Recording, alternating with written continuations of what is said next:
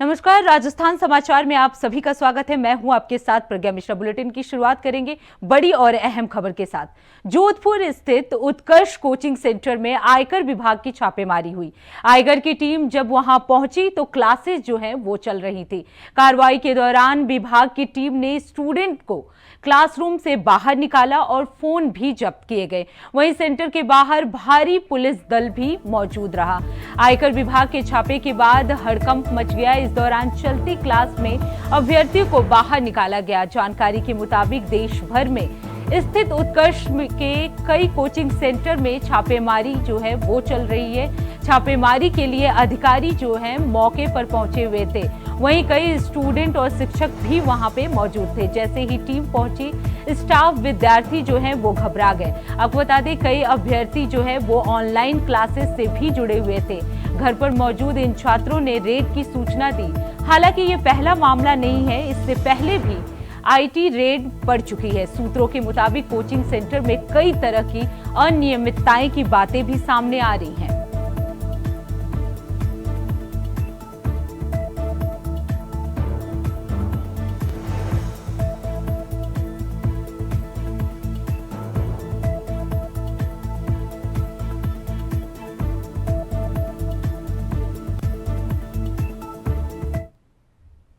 रुक करते हैं अगली खबर की। कोटा देश की कोचिंग का हब माना जाता था, लेकिन बीते एक साल में यहां कोचिंग संस्थान करीब 50% खाली हो गए हैं। इससे यहां की अर्थव्यवस्था जो है बुरी तरह से चरमरा गई है। कोटा में करीब 4000 हॉस्टल थे, जिनमें से करीब 2 लाख कमरे छात्रों के रहने के लिए हैं। इसके अलावा करीब 30 से 40 हजार पीजी रूम्स भी हैं। आपको बता दें, कोटा हॉस्टल एसोसिएशन के अनुसार छात्रों की संख्या में गिरावट आने की वजह से हॉस्टल के लगभग 50% रूम जो हैं वो खाली हो चुके हैं। यहां तक कि रूम ऑक्यूपेंसी बढ़ाने के लिए हॉस्टल संचालकों ने किराया भी आधा कर दिया है। फिर भी महज 3 से 10% ऑक्यूपेंसी ही इन हॉस्टल में है। दरअसल कोटा में कोचिंग छात्रों की आत्महत्या के मामले बहुत ज्यादा बढ़ गए थे। साल 2023 में यहां 28 छात्रों ने आत्महत्या कर ली थी। वहीं 2024 में इस आंकड़े में गिरावट आई। साल 2024 में कोटा में छात्र आत्महत्या की कुल 17 मामले जो हैं वो रिपोर्ट हुए।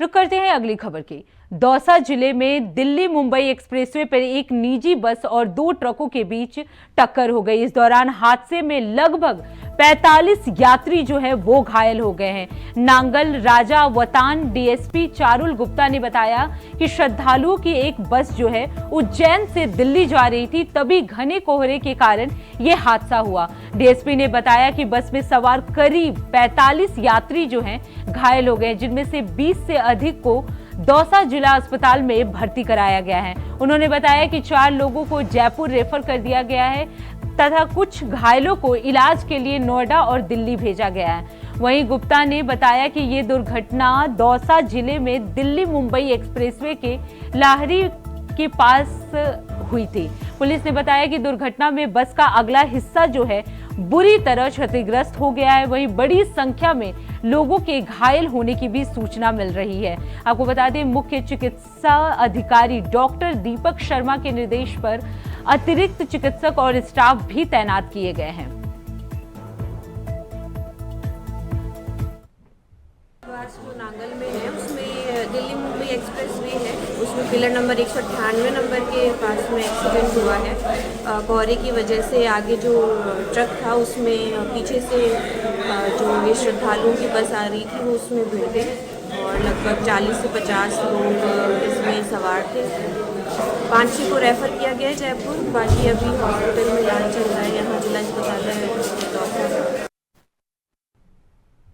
रुक करते हैं अगली खबर की। दिल्ली के पूर्व मुख्यमंत्री अरविंद केजरीवाल नए साल में राजस्थान आए। उन्होंने चूरू जिले में स्थित सिद्धधाम सालासर बालाजी मंदिर में दर्शन किए। केजरीवाल के साथ उनकी पत्नी सुनीता भी मौजूद रहीं। आपको बता दें, बालाजी के दर्शन करने के बाद जैसे ही वो मंदिर से बाहर निकले तो भक्तों की भीड़ ने केजरीवाल को देखा। बस फिर क्या था, लोगों ने यानी भक्तों ने केजरीवाल के सामने ही जय श्री राम और मोदी मोदी के नारे लगाने शुरू कर दिए। जोर जोर से मोदी के नारे लगाते रहे।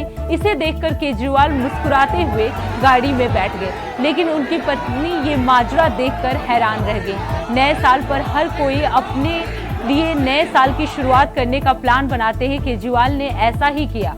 वो बालाजी के भक्त हैं और पुजारी ने केजरीवाल के तिलक लगाए। दर्शन के बाद मंदिर के पुजारी ने केजरीवाल को तस्वीर भी भेंट की।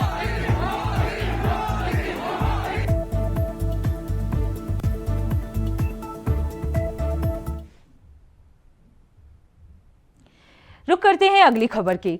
सीकर को संभाग और नीमका थाना को जिला निरस्त करने के खिलाफ वकीलों का आक्रोश जो है वो बढ़ता जा रहा है। आज वकील संघ के सदस्यों ने जिला कलेक्ट्रेट पर विरोध प्रदर्शन किया और जमकर नारेबाजी की। नारेबाजी के बाद जिला कलेक्टर को ज्ञापन भी सौंपा गया। आपको बता दें, वकील संघ सीकर के महासचिव नरेश कुमार भूकर ने इसे शेखावटी क्षेत्र के साथ अन्याय बताया। उन्होंने कहा कि पूर्ववर्ती सरकार ने जनता की मांग पर नीमका थाना को जिला और सीकर को संभाग का दर्जा दिया था। इसके तहत प्रशासनिक ढांचा तैयार हो चुका था, लेकिन अब इस निर्णय को पलटकर लोगों को फिर से जयपुर के चक्कर लगाने पर मजबूर किया जा रहा है। वकीलों ने सरकार से आदेश को रद्द करने की बहाली करने की भी मांग की है, अन्यथा उग्र आंदोलन की चेतावनी दी है।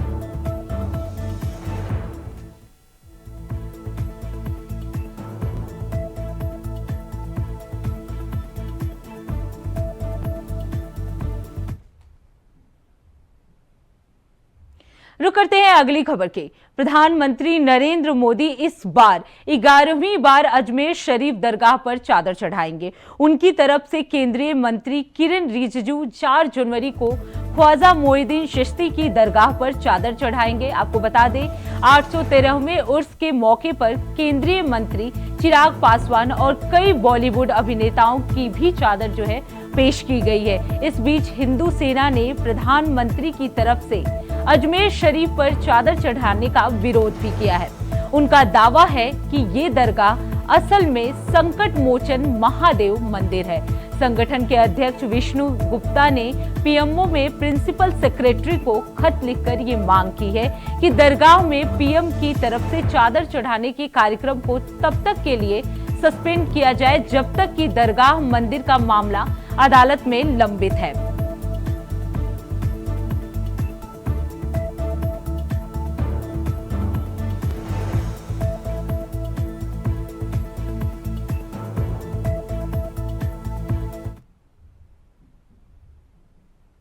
रुक करते हैं अगली खबर की। खबर राजसमंद से है, जहां एक हनी ट्रैप गिरोह का पुलिस ने भांडाफोड़ किया है।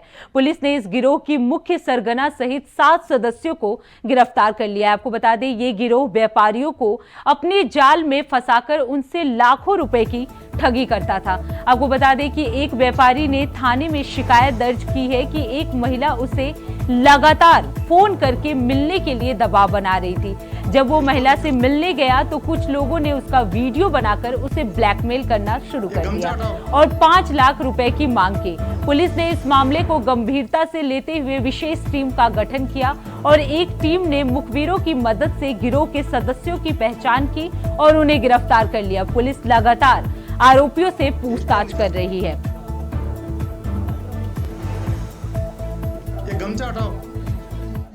कांकरोली के एक व्यापारी ने थाने में एक लिखित रिपोर्ट दी थी कि कुछ दिनों से एक महिला बार बार उससे फ़ोन पे संपर्क करके उससे मिलने का दबाव बना रही थी और उस महिला के बहकाव में आकर वह व्यक्ति उसके कहे अनुसार नाथद्वारा स्थित त्रिनेत्र सर्कल पहुंचा। वो महिला उससे मिली, उसको कहा कार में बैठ के बात कर रहे हैं। तो उस पुरुष के साथ जब महिला बात कर रही थी, कुछ ही देर में अचानक 4 लोग वहाँ आए और आते ही उस व्यापारी को डराया धमकाया कि तू हमारी पत्नी के साथ बात कर रहा है, और उसके वहाँ पे वीडियो और फोटो बना लिए।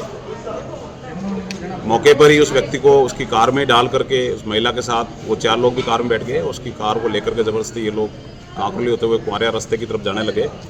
रास्ते में उस महिला को तो उतार दिया और आदमी को कहा कि ये हमारी पत्नी है, तू उसके साथ बैठा हुआ था, हमने तेरे फोटो और वीडियो ले लिए हैं। अगर तू अपनी इज्जत को चाहता है और अगर ये फ़ोटो हम वायरल करेंगे तो तेरे परिवार को, पुलिस को, सबको सूचना देंगे।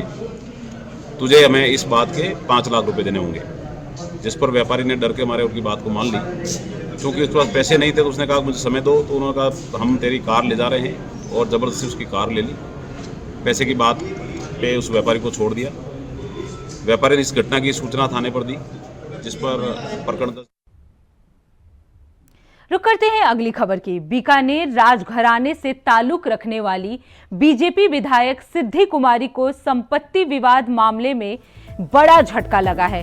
देवस्थान विभाग ने सिद्धि कुमारी के हक में सुनाए गए अपने फैसले को पलट दिया है। आपको बता दें, जिससे राज्यश्री कुमारी की स्थिति मजबूत हो गई है। नए आदेश के तहत राज्यश्री कुमारी, मधुलिका कुमारी और हनुवंत सिंह को ट्रस्टी के रूप में मान्यता दी गई है। विभाग ने ये निर्णय बॉम्बे हाई कोर्ट के एक फैसले को आधार बनाते हुए सुनाया है। आपको बता दें, इस फैसले के बाद से राज्यश्री कुमारी अब जूनागढ़, लालगढ़ और ट्रस्ट द्वारा प्रतिबंधित अन्य संपत्तियों तक पहुंच सकती हैं। देवस्थान विभाग के पहले फैसले के बाद राज्यश्री ने प्रेस कॉन्फ्रेंस करते हुए अपनी भतीजी सिद्धि कुमारी पर गंभीर आरोप लगाए थे।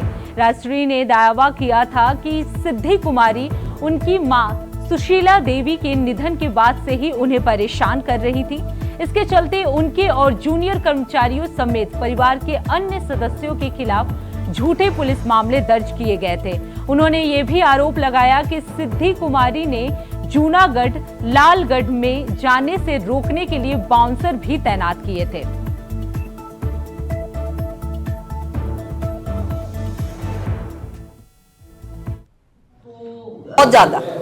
बहुत ज़्यादा पुलिस के थ्रू, एडमिनिस्ट्रेशन के थ्रू, कोई ऑलमोस्ट जब मेरे लेट मदर राजमाता साहब की डेथ हुई तब से लेके अभी तक हमें तो परेशानी किया है।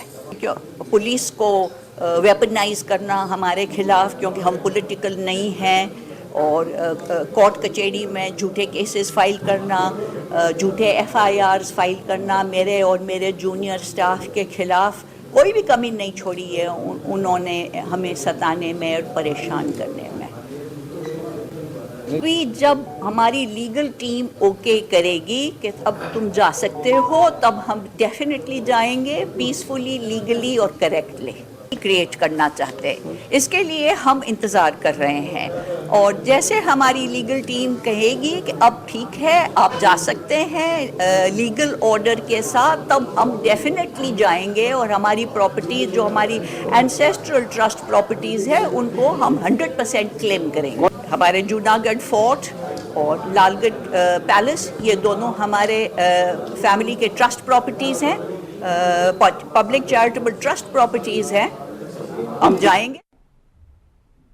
रुक करते हैं अगली खबर की। खबर धौलपुर से है, जहां ट्रैफिक व्यवस्था को दुरुस्त करने के लिए सड़कों पर रेड लाइट लगाया जाता है। इनमें से रेड, येलो और ग्रीन लाइटें शामिल हैं, और रेड लाइट होने पर गाड़ी का रोकना जरूरी है। अगर रेड लाइट होने पर भी आप गाड़ी के जरिए रास्ते को क्रॉस करते हैं तो ऐसे में आप दुर्घटना के शिकार हो सकते हैं। इसके अलावा आपका चालान भी कट सकता है। और इसी कड़ी में आज हम आपको एक ऐसे चौराहे के बारे में बताने जा रहे हैं जो कि धौलपुर का सबसे व्यस्त चौराहा है, और वहां के धौलपुर पुलिस अधीक्षक के प्रयासों से रेड लाइट फिर से सुचारू हो गई है, और शहर वासियों को रेड लाइट के नियमों के बारे में अभियान चलाकर समझाया जा रहा है। अगर आप रेड लाइट के नियमों का उल्लंघन करते हैं तो आपका चालान हो सकता है। अभी रेड लाइट यहाँ पे चालू हो गई है वाटर बक्स पे, और लोगों को समझाइश का अभियान चल रहा है। जो रेड लाइट का उल्लंघन कर रहे हैं उनके विरुद्ध चालान किए जा रहे हैं।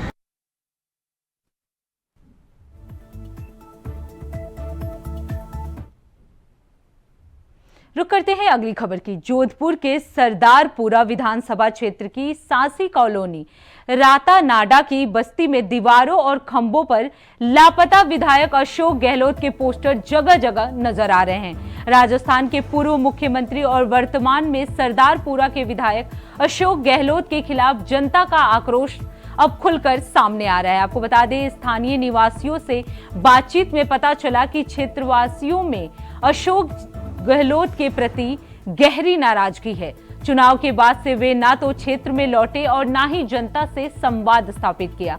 उनके विधायक कोष से किसी भी प्रकार का विकास कार्य भी नहीं किया गया है। इसी कारण लोगों ने धीरे धीरे पोस्टर लगाकर अपनी नाराजगी और विरोध प्रकट करना शुरू कर दिया है। बस्ती के लोगों का कहना है कि अशोक गहलोत केवल चुनाव के समय आते हैं और झूठे वादे और प्रलोभन देकर चले जाते हैं। पिछले कई वर्षों से उन्होंने क्षेत्र के विकास के लिए कोई ठोस कदम नहीं उठाया है। बस्ती की सड़कों, पानी की व्यवस्था और सफाई जैसी मूलभूत सुविधाएं अभी भी खराब स्थिति में हैं। बस्ती के नजदीक एयरपोर्ट से आते हैं और गुजर जाते हैं, परंतु बस्ती की तरफ मुड़कर भी नहीं देखते। क्षेत्र के प्रमुख प्रतिनिधि अजय सिंह खासी ने कहा, ये बेहद दुखद और शर्मनाक है कि अशोक गहलोत जैसे पूर्व मुख्यमंत्री हमारे क्षेत्र के विधायक हैं और वे अपने क्षेत्र की बस्तियों में आज तक कोई बड़ा काम नहीं कर पाए। बस्ती में स्थित राजकीय विद्यालय, जो कि बालिकाओं का विद्यालय है, वहां शौचालय तक नहीं बना हुआ है। बालिकाओं को शौच के लिए घर जाना पड़ता है। ये हमारे क्षेत्र के लिए दुर्भाग्यपूर्ण है। ये सरदारपुरा विधानसभा है। माननीय श्री अशोक जी गहलोत साहब, जो इस क्षेत्र के विधायक भी है और पूर्व में प्रदेश के मुखिया रह चुके हैं। हमारी दिक्कत है कि वो केवल चुनावों में आते हैं और आप जो विजुअल देख रहे हो, बस्ती की हालत, हमारे सांसी समुदाय की हालत बहुत ही खस्ता है। और आज़ादी के 75 वर्ष के ऊपर भी इस क्षेत्र के 5 से 6 बार वो विधायक सांसद रह चुके पर कुछ कर नहीं पाए और वो केवल चुनावों में नजर आते हैं। आज हमको उनके विकास की आवश्यकता है। हम मांग करते हैं कि वो हमारे बस्ती में पधारे, लोगों का दुख सुख पूछे, विधायक के नाते हमारा जो मूलभूत क्रियान्वित विकास वो करे। जैसे इस क्षेत्र की बस्ती में जो राजकीय स्कूल है, उसमें अभी तक बालिकाओं की स्कूल थी, उसमें आज तक शौचालय नहीं था, वो अब बन रहा है। बड़ी शर्म की और दिक्कत की बात है। मैं क्षेत्र का प्रतिनिधि हूँ और मेरे मन में मेरे समाज के लिए बड़ी पीड़ा रहती है। मेरा प्रयास रहेगा कि अशोक जी आए, अपने विधायक कोष के माध्यम से इस क्षेत्र का विकास कार्य करें।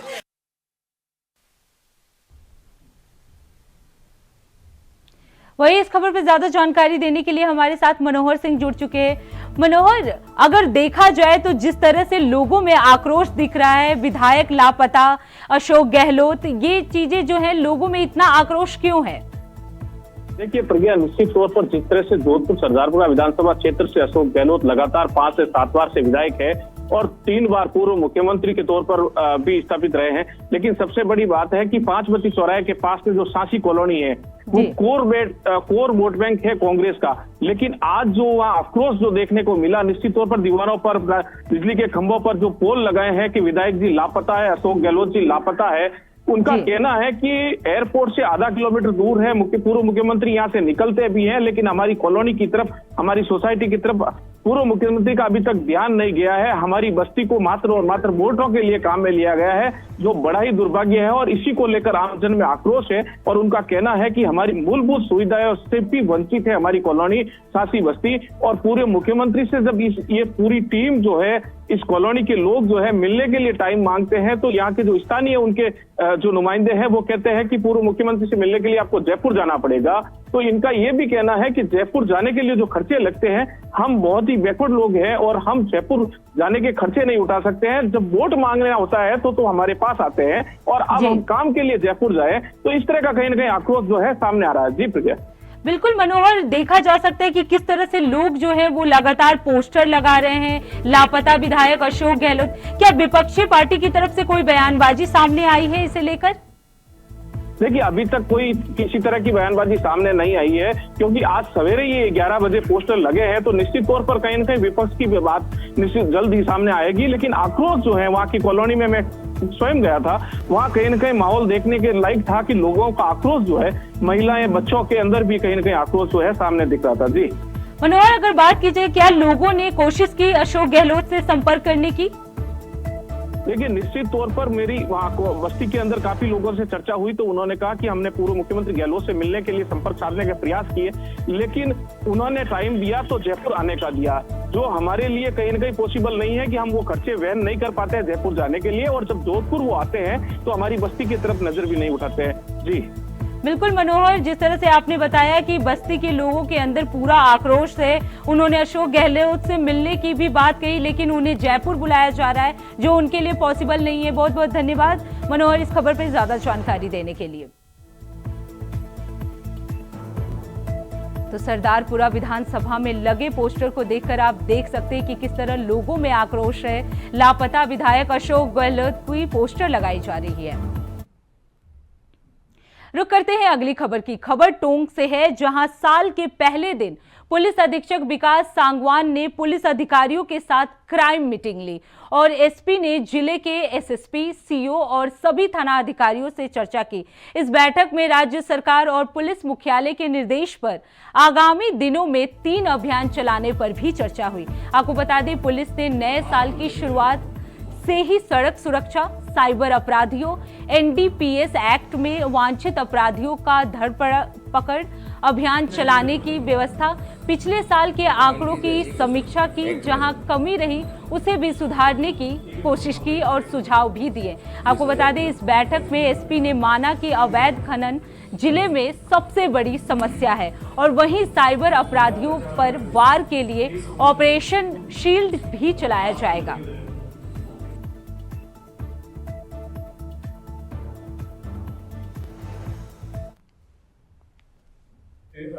नव वर्ष की शुरुआत पर आज जो समस्त हमारे एसएचओज हैं, सीओज हैं, एडिशनल एसपी हैं, उनके साथ क्राइम मीटिंग ली गई। इसमें विशेष रूप से जो 3 अभियान राज्य सरकार के द्वारा और पुलिस मुख्यालय के द्वारा शुरू किए जा रहे हैं, जिसमें प्रथम अभियान सड़क सुरक्षा से संबंधित है, जिसकी शुरुआत की गई। इसके अलावा दूसरा जो अभियान है वो साइबर सुरक्षा के संबंध में और साइबर अपराधियों के ऊपर वार, इसके लिए एक अभियान शुरू किया जा रहा है। और तीसरा जो अभियान पुलिस मुख्यालय के द्वारा शुरू किया जा रहा है वो है एनडीपीएस के जो अपराधी हैं उनके विरुद्ध कार्रवाई और साथ ही इनामी या वांछित अपराधी जो हैं उनकी गिरफ्तारियां। तो 3 मुख्य अभियान हैं, इनके संबंध में आज विशेष रूप से कार्य योजना बनाई गई, चर्चा की गई कि किस प्रकार से तीनों ही अभियानों में टोंक पुलिस है वो उसमें अपना बेहतर दे सके और आमजन को सुविधा दे सके। साथ ही जो पुराने लास्ट वर्ष गया उसके आंकड़ों का भी मूल्यांकन किया गया और जो कमी रही जहाँ पर वहाँ पर सुधार के लिए सुझाव दिए। जो खनन है वो टोंक जिले में काफ़ी समय से एक समस्या है। इसके लिए भी आज इसकी आप इम्पोर्टेंस समझ सकते हैं। आज फर्स्ट डे ही साल के कलेक्टर साहब में एएमई और बाकी भी जो टीम है उनकी प्रेजेंस में मीटिंग दी गई एसआईटी की और ये डिसाइड किया गया कि जहाँ पर भी इलीगल स्टॉक्स भी लोगों ने बना के रखे हैं उन स्टॉक को भी जब्त किया जाएगा। उन खातेदारों के जिनकी भूमि में वो अगर स्टॉक किया पाया जाता है तो उनके जो खातेदारी हक हैं वो भी निरस्त कराए जाएंगे। साथ ही जो परिवहन है जहाँ पर भी हो रहा है या खनन हो रहा है वहाँ पर भी टीम्स लगातार निरंतर ज्वाइंट नाके लगाए जाएंगे और कोशिश की जाएगी कि जो माफिया है उस पर चेक हो सके और सिर्फ जो लीगल जो लाइसेंसेस जिनके पास है उन्हीं वही परिवहन। रुक करते हैं अगली खबर की। खबर टोंक से है, जहां कलेक्टर और पुलिस अधीक्षक ने अवैध खनन और परिवहन भंडारण की रोकथाम के लिए अभियान को लेकर एसआईटी की बैठक की है। इस बैठक में खनिज, राजस्व, पुलिस, परिवहन और वन विभाग के अधिकारी जो हैं मौजूद रहे। कलेक्टर ने अवैध खनन गतिविधियां रोकने के लिए सख्त कार्रवाई के निर्देश भी दिए और एसआईटी अधिकारियों को अभियान में समन्वय बनाए रखने के कार्य करने के लिए भी निर्देशित किया। कलेक्टर ने कहा कि एसआईटी जांच अभियान चलाए और अवैध गतिविधियों के स्थान को चिन्हित करे और अवैध खनन गतिविधियों वाले क्षेत्रों में मशीनरी की जब्ती सहित कठोर कार्रवाई भी करे।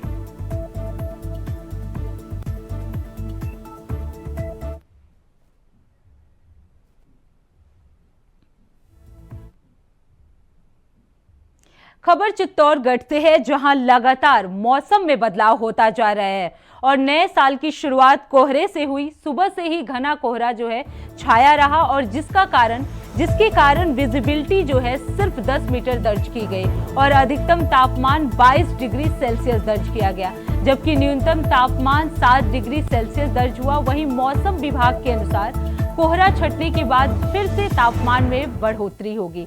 फिलहाल मौसम साफ रहने की संभावना जो है वो जताई जा रही है।